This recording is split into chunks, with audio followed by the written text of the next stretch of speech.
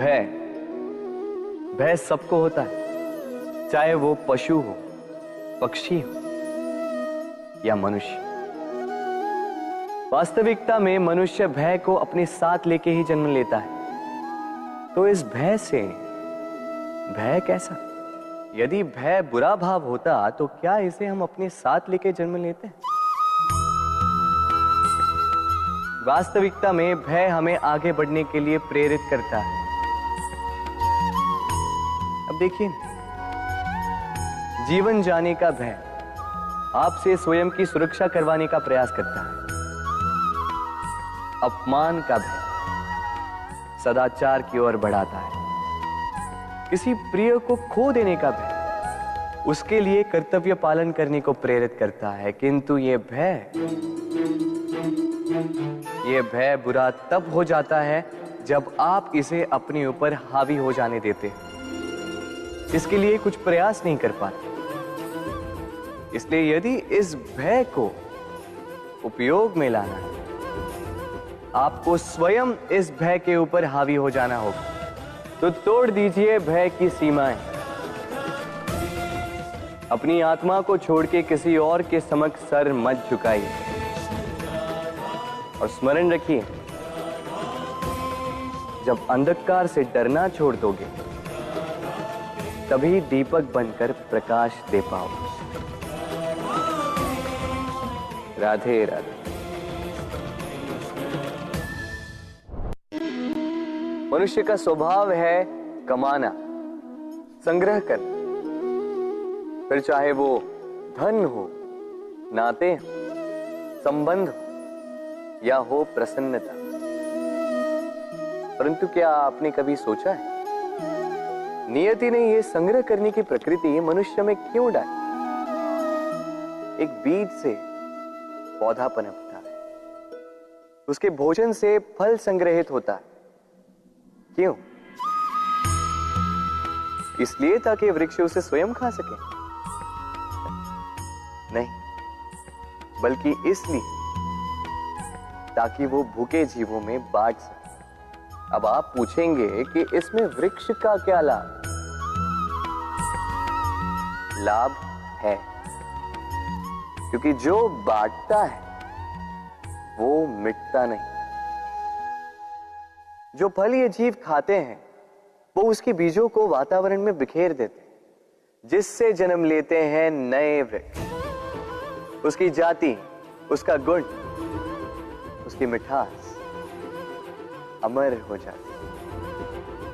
इसलिए स्मरण रखिएगा, अमीर होने के लिए एक एक क्षण संग्रह करना पड़ता है, किंतु अमर बनने के लिए एक एक कण बांटना पड़ता है।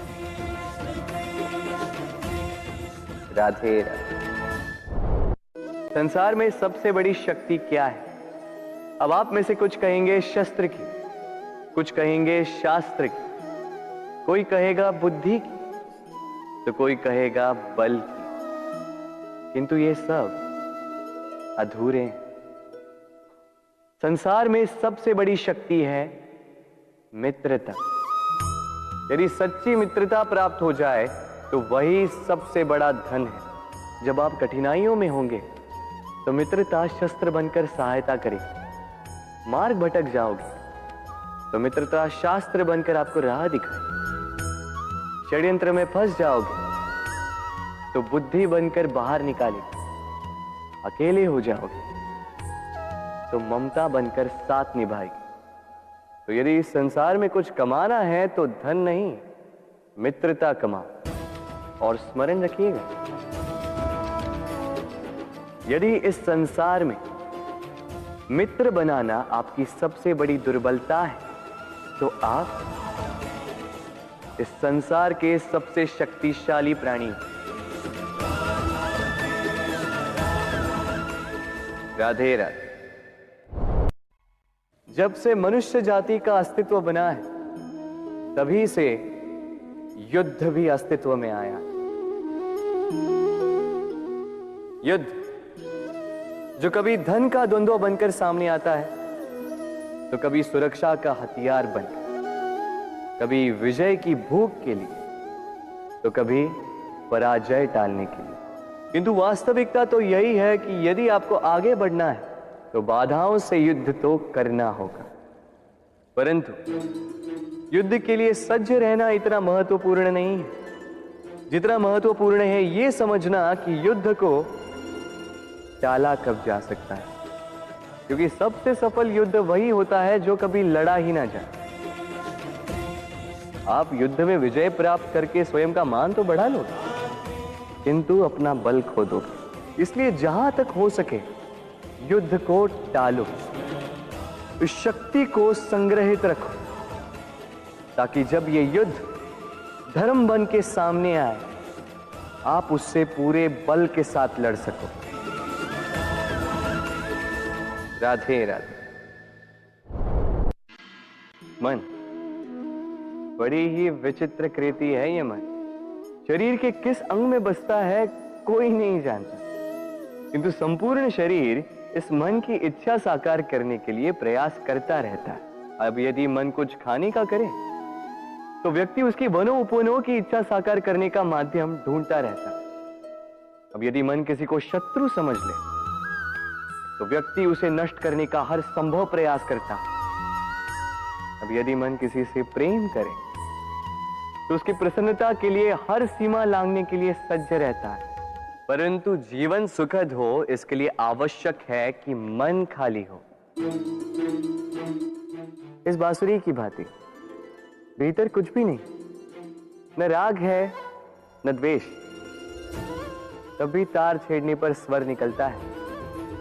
इसी प्रकार मन को भी भावनाओं से मुक्त रखना आवश्यक है। स्मरण रखिए,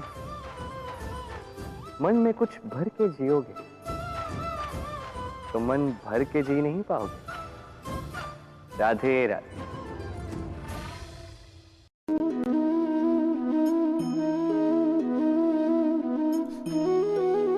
कितना सुंदर प्रतिबिंब है। इसका कारण क्या है? मेरा रूप सुंदर है या ये जल स्वच्छ है? नहीं, ये जल स्थिर है, शांत है।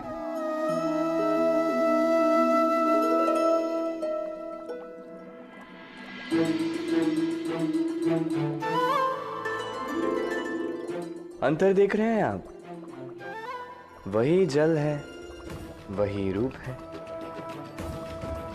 किंतु ये स्थिर नहीं है, शांत नहीं है, और इसी कारण मैं अपना प्रतिबिंब इसमें नहीं देख पा रहा हूं। क्रोध के साथ भी यही होता है। यदि आप स्थिर हैं, शांत हैं, तो आप आपकी आत्मा को देख, सुन और समझ पाओगे, किंतु क्रोध इस आत्मा की पुकार को पी जाता है।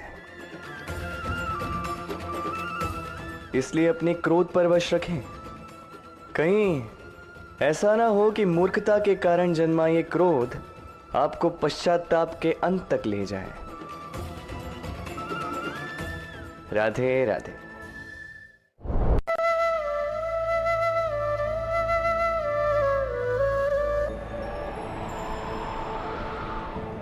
एक पिता के लिए उसकी संतान उसका गर्व है, उसका अहंकार है, और संतान के लिए उसके पिता उसका आदर्श, उसकी प्रेरणा।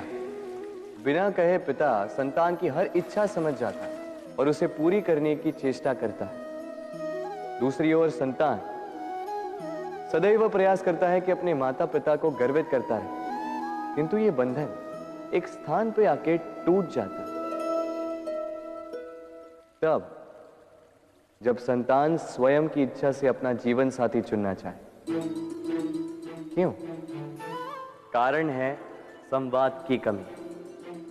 जब बात आती है संतान के विवाह की तो माता पिता सोचते हैं कि इसमें संतान से क्या पूछना, हम उसके लिए कुछ अनुचित तो चाहेंगे नहीं।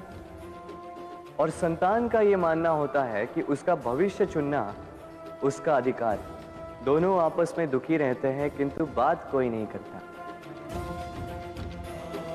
होना यह चाहिए कि माता पिता को उसी स्नेह के साथ संतान की इच्छा समझ लेनी चाहिए और संतान को उसी विश्वास के साथ माता पिता को विश्वास में ले लेना चाहिए। एक बार संवाद करके देखिए, वर्तमान और भविष्य दोनों ठीक हो जाएंगे और मन प्रसन्न होकर बोले, राधे राधे।